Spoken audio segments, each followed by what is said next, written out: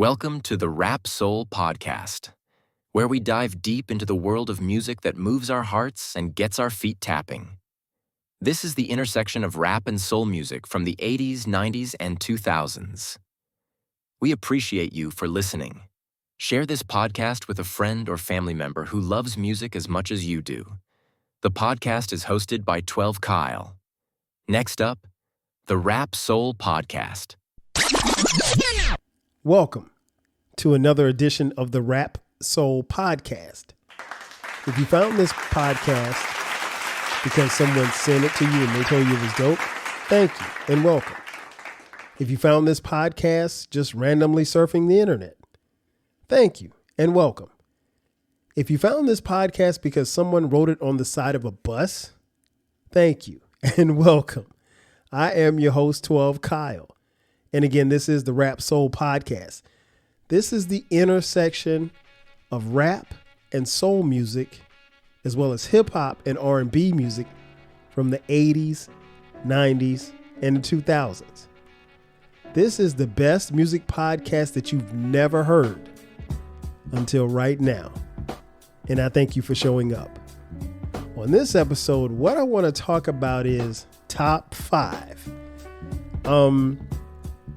My personal top 5, but there's a twist to the top 5. So today I was just chilling, minding my own black-owned business, and my homegirl Autumn the Aries, shout out to Autumn, hit me up on the Twitter X. And maybe you don't know, but Autumn has a dope podcast called the Lit Life Podcast. I've been on there. She's been on my podcast, the 12 Kyle podcast, my other podcast, I should say. And she's definitely going to be on this podcast as well. But Autumn hit me up and she tagged me on a tweet. And I want to make sure I get the information correctly. The tweet was from DJ Tistic. Oh, excuse me, DJ Artistic. I don't want to mess his name up. Shout out to DJ Artistic. We now follow each other on Twitter. And he came with a task. And he said, it says, and I quote, question to all rap fans. So that would be me. That's going to be you. Name your top 5 rappers based purely on skill, lyricism, flow, delivery, punchlines, storytelling, etc., etc. Then here's the twist. Now, name your top 5 in terms of their albums, singles, and consistency. How many artists made both of your lists? So what we're doing here is 2 different top 5s, really. So you're going to come up with your top 5 just based on how dope they are. Their skill, their lyricism, not how many albums they sold, their flow, their delivery, punchlines, storytelling, etc., etc. And then you got to come back and name your top 5 in terms of albums, singles, and their consistency. So those are 2 different things that we're asking here. And I got to shout out DJ Artistic because that's pretty clever. So without further ado, let's get to it. And I have mine in order. Coming in, let me just give you my top 5 based purely on skill, lyricism, flow, delivery, punchline, storytelling, the whole 9. Coming in at number 5, the late, great, notorious B.I.G., a.k.a. Biggie Smalls, Christopher Wallace. Biggie was the guy. Biggie, I think, has a small body of work through no fault of his own. But there are a lot of people who would put Biggie in their top 5 under these particular categories. He comes in at 5 for me because I think he embodies all of that. His storytelling, punchlines, his delivery, and his flow are impeccable. The man won Lyricist of the Year at the Source Awards. So, I mean, like, that goes without saying as far as what kind of skill the brother had. And not only that, but I was a fan. and still am a fan. I still listen to his music even though he's no longer with us. As someone who was around when Biggie was in his quote unquote prime, those couple of years, man, Biggie ran the charts.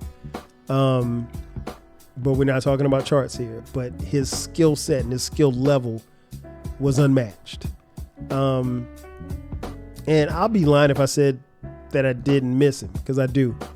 And I think most of his fans do as well. Gone way, way too soon. But yeah, the Notorious B.I.G. comes at number 5 for me.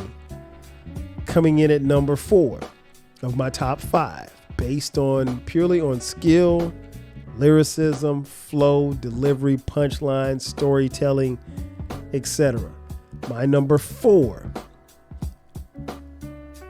Jay-Z, aka Sean Corey Carter. Jay-Z definitely gets on the top 5. I would be lying if I said that Jay-Z probably was higher than 4 in years past. He wasn't at 1, but he was close to it. And I'm sure that there's probably going to be quite a few of you who may have him at 1, or at least higher than 4. And that's fine. And it's no knock, because I mean, if you got 5,000 rappers and you say that this guy's ranked number 4, I don't think that's a slight at any count. But yeah, Jay-Z, man, is impeccable. His lyricism and his flow, the double and triple entendres, really, especially early in his career, I think really is what drew me to Jay-Z. As an MC, I think he's one of the best to ever have done it. I'll be honest, as a fan, I get frustrated when I hear some stuff that he's done in the last few years, because I think he can be better. But then there's the side of it where people say, well, what else does Hov have to rap about? To me, it's plenty of things he can rap about, but Jay-Z doesn't have to, blow you away with his rhymes. He's just that good to where he can roll out of bed and give you, a dope 16 bars, and he don't even have to really be in shape to do that. But that being said, I'm putting Jay-Z at number 4. Number 3, from the Boogie Down Bronx, knowledge reigns supreme over nearly everyone. That's right, KRS-One is my number 3. When you talk about lyricism and flow and delivery, I don't know that there's anybody that has a better delivery, maybe outside of Chuck D from Public Enemy, in as far as a hip hop voice, than KRS-One. I mean, he is the epitome of an MC's MC. Even down to the way that he enunciates his words. And I remember Chris Rock, the famous comedian, telling this joke about KRS-One, and he said he had a dream, and I can't remember how the rest of the joke went, but he said in the dream, KRS-One kept saying, "My raps will destroy you." I couldn't get past that. "My raps will destroy you." And I mean, KRS-One has a very distinct voice, but yeah, his delivery, punchlines, not so much. Well, actually, he's got strong punchlines, but his storytelling, and he's done it like this since the first days that he broke onto the scene in the mid 80s with BDP. So yeah, I'm definitely going KRS-One at number 3. Number 2, coming out of Queens, more specifically Queensbridge, Nasty Nas, aka Nasir Jones. Nas definitely comes in at 2. Flow, lyricism, delivery, a lyrical wizard, if you will. I personally think that Nas's Illmatic is one of the greatest hip hop albums of all time. And I think that it's mind-boggling to me that he wrote most of that when he was like 18, 19 years old. And it's even more mind-boggling because I'm only like 9 months older than Nas. But yeah, this guy's incredible. Even to this day, Nas still delivers lyrically where you would think that someone his age probably shouldn't be. Nas is there and he's surpassed everybody. One of my favorite MCs, period, point blank. Love the guy. I love almost everything he's done. Not everything, but I love almost all of his albums. But we're not talking about albums, but solely on his skill set. Nas is he's the guy. I mean, like, and he hasn't shown any signs of slowing down. He still has it, and he delivers it anytime he steps in the booth, and I think that's very impressive. So we counting down my top 5 based on lyricism, skill, flow, delivery, punchline, storytelling. At number 5, I had Biggie. At number 4, I had Jay-Z. At number 3, KRS-One. Number 2, Nas. And number 1, the God MC, Rakim Allah. Yeah, man. I think if you look at hip hop's tree of MCs, Rakim is at the top. And I think his lyricism birthed MCs like Nas and Jay-Z. I think they influenced guys like KRS-One and definitely birthed a guy like Biggie. If you don't have Rakim, I'll be honest, there's no telling where hip hop would be, because he brought in lyricism, or he helped usher in the era of lyricism and being dynamic on the microphone. Rakim's lyrics, I think now, even more so now that I'm older, there are times where, I'll be, and I've heard his stuff for over 30 years, and I still catch something and I'm like, wait a minute, what do you mean by that? Like, I remember being live on a podcast, and when he said, turn up the bass, hand out my microphone, turn up the bass, check out my melody, hand out a microphone, I'm letting knowledge be born, and my name's the R. No, I messed that up. My bad. What am I thinking about? Turn up the bass, check out my melody, hand out a cigar. I'm letting knowledge be born, and my name's the R. Let me back up. Turn up the bass, check out my melody, hand out a cigar. I'm letting knowledge be born, and my name's the R. You handed out cigars back in the days when babies were born. And like, it wasn't until that moment in that podcast where I actually caught it. It was me and the homie Eclectic. Shout out to E. It just like dawned on me in the middle of and I had heard that song 1,000 times. The song is called My Melody from the groundbreaking album Paid in Full. And I couldn't believe it. Like, just even little small things like that. And that's the beauty of lyricism, when you hear things 15 years later and it's still 20 years later or 30 years later and they resonate and they mean something different. So Rakim is definitely in my top 5. He's my number 1. So that being said, top 5 based on purely on skill, lyricism, punchline, delivery, storytelling, the whole 9. Number 5, Biggie. Number 4, Jay-Z. Number 3, KRS-One. Number 2, Nas. And number 1, Rakim. And now we're going to take a commercial break. And on the other side of the break, I will give you my other top 5. So sit tight. We'll be back in just a second. Are you feeling nostalgic for the golden eras of rap and soul music? If so, tune in to the Rap Soul Podcast. We are your weekly journey through the 80s, 90s, and 2000s, spotlighting the music and the hidden gems that shaped the soundtrack of our lives. From the powerful beats to the soulful melodies, we bring you the best of the past with fresh insights and stories. Rediscover the music that defined a generation. Subscribe to the Rap Soul Podcast and enjoy the vibes. And just like that, we are back. Once again, thank you for checking out the latest edition of the Rap Soul Podcast. I am your boy 12 Kyle, and we're talking about the top 5. So before the break, I gave you my top 5 rappers purely based on their pure skill. Their lyricism, their flow, delivery, punchlines, storytelling, etc.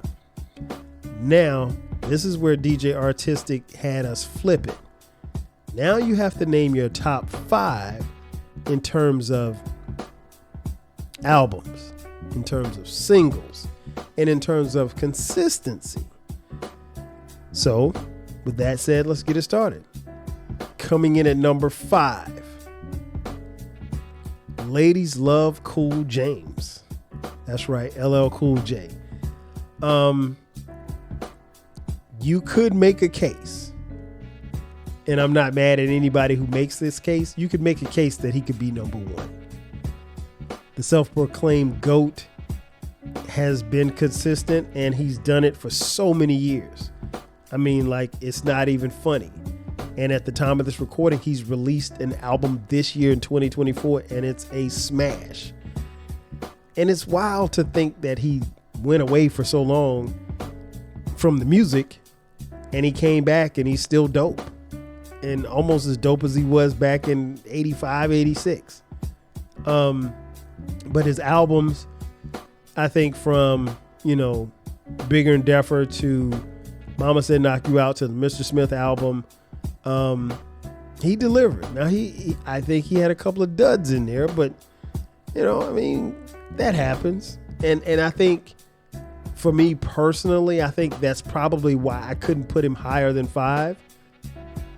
But I'm not going to argue with someone who does. But yeah, based on albums, singles, and again, his consistency on a microphone. LL is dope, man. And he's one of the best, simply put. Coming in at number 4.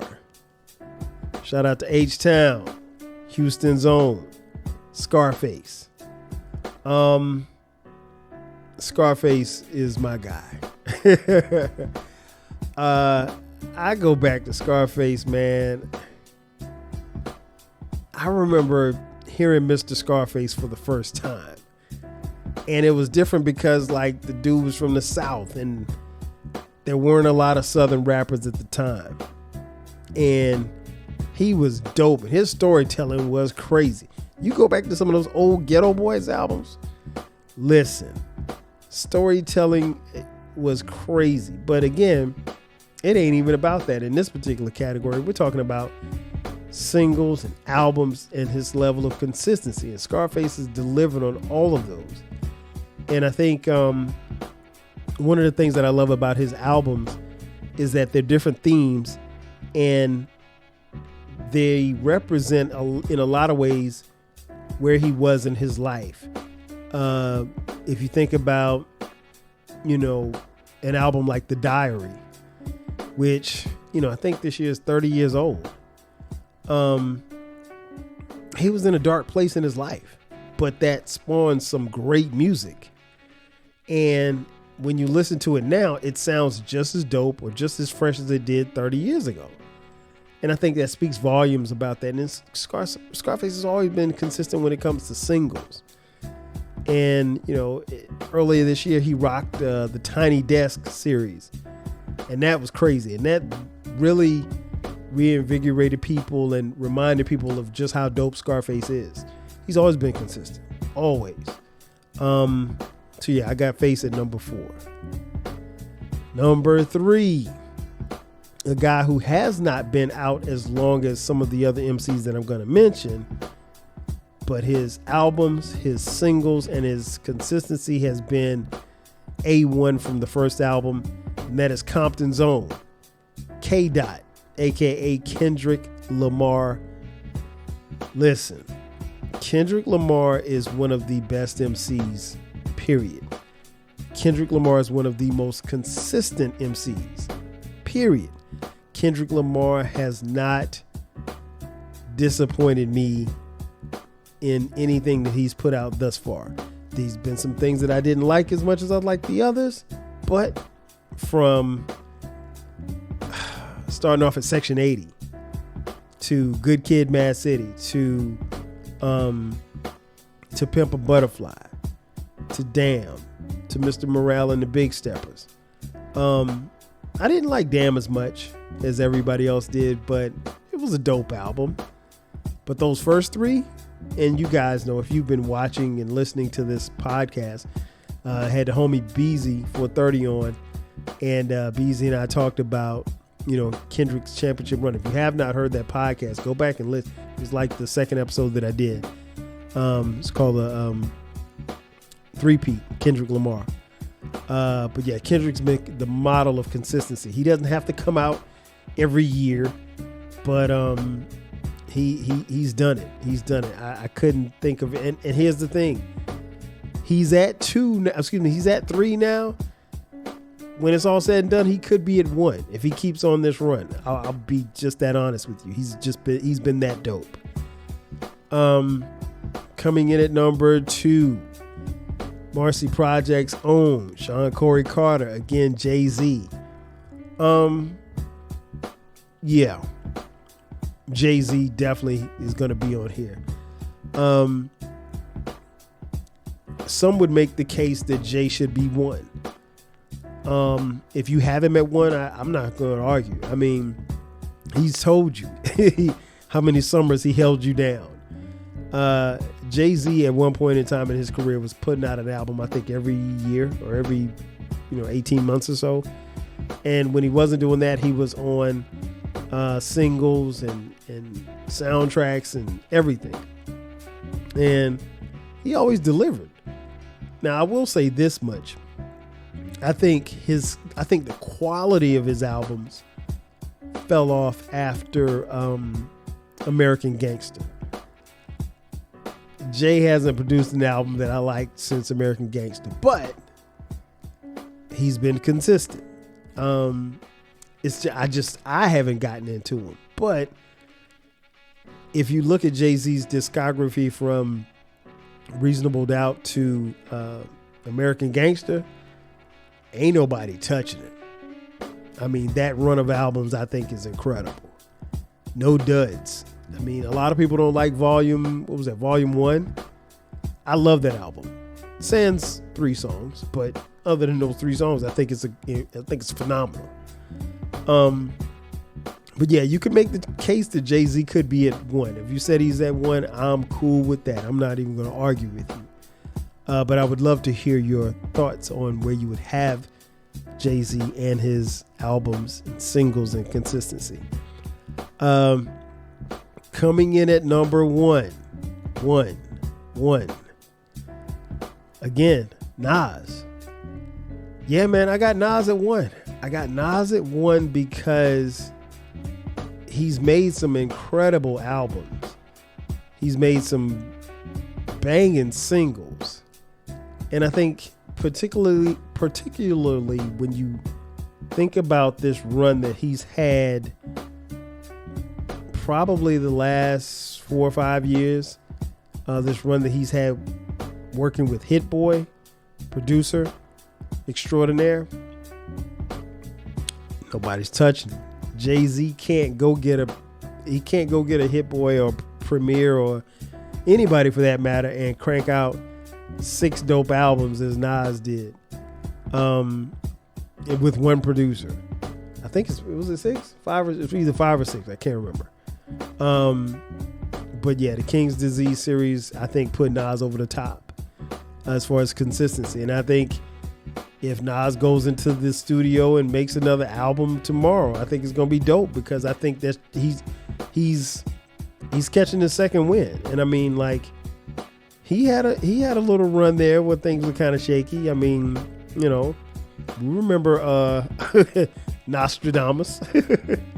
But the flip side of that is, I think, and I mentioned this on a previous podcast, I think the diss from Jay-Z, Takeover, woke him up, and he ain't been the same since. He's been better than he was before. So I got to give it to Nas.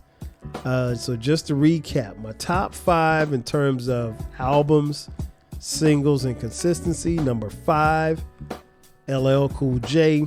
Number 4, Mr. Scarface. Number 3, K-Dot, aka Kendrick Lamar. Number 2, Jay-Z. And number 1, Nas.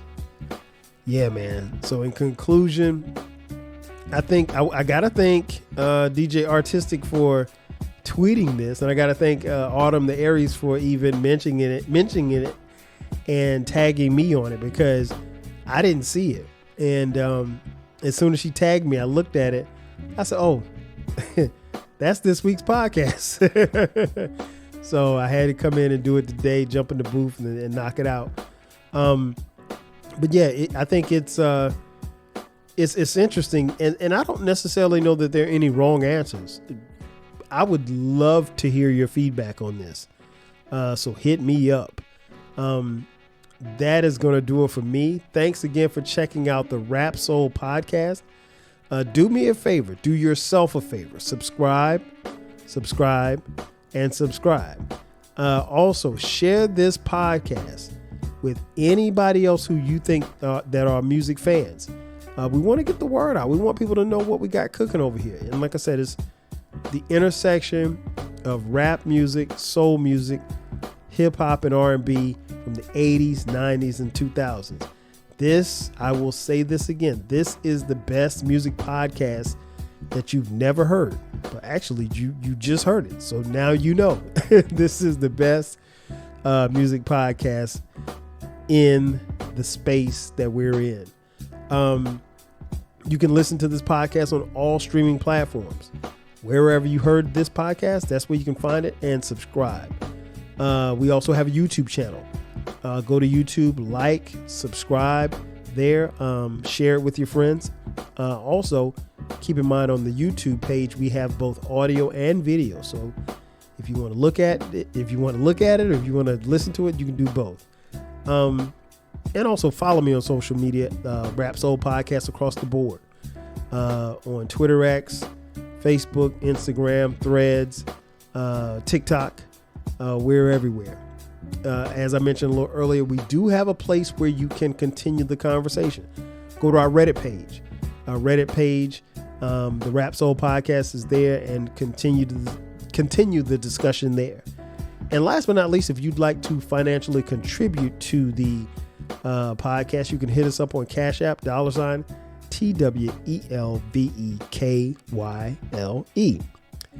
Again, that's going to do it for me. Again, shout out to DJ Artistic.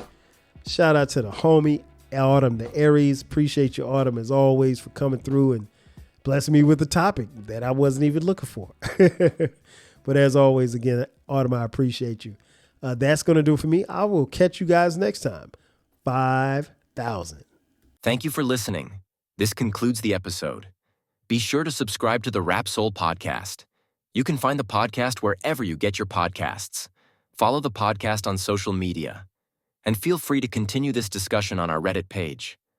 More importantly, share this podcast with a friend or family member who loves music as much as you do. Until next time, 5,000.